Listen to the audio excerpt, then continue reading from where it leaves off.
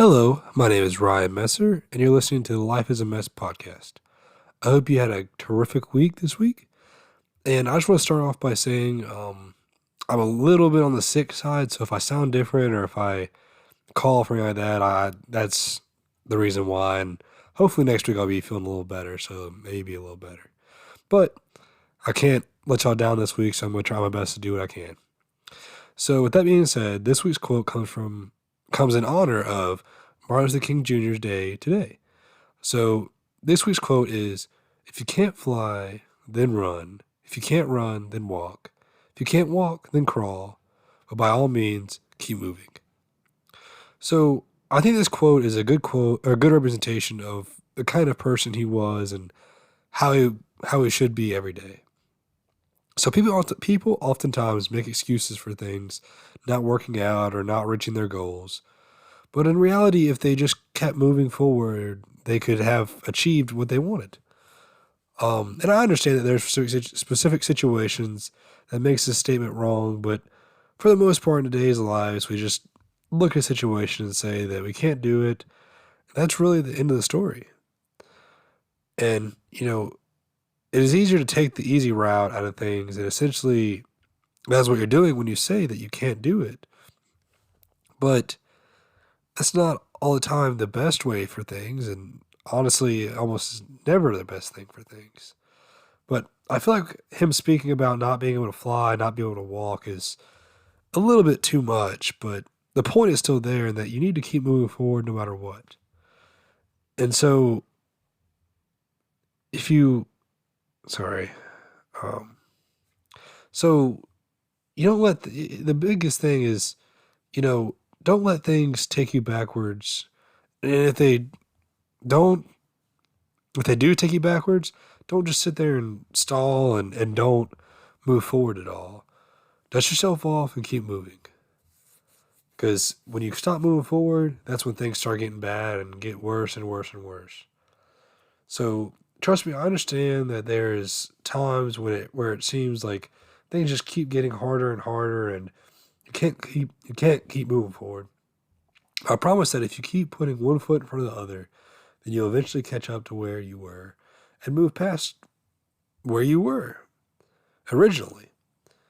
And so, again, I know there's a lot to it, but again, and it's harder to sit here and it's harder just to move forward and just dust yourself off. But again, if you work a little bit every single day to try to be better about it, then I don't see any reason why you can't. But like he said, like I'm saying is, if you just stall out and don't do anything, then you're not going to go anywhere. You just got to keep moving forward a little bit at a time. So some ways that I found that help me accomplish this, by taking small steps at first, and it's also setting small goals that make me feel good about my efforts. So what I mean by small steps is simply trying to make our own breakfast or cutting out one of those bad drinks you drink or even small health habits that make you better. Or honestly, anything that makes you happy that is something that's small.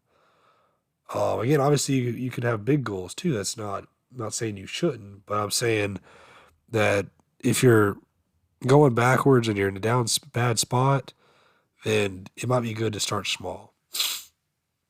And again, those things are kind of a few things that you could help make you better. So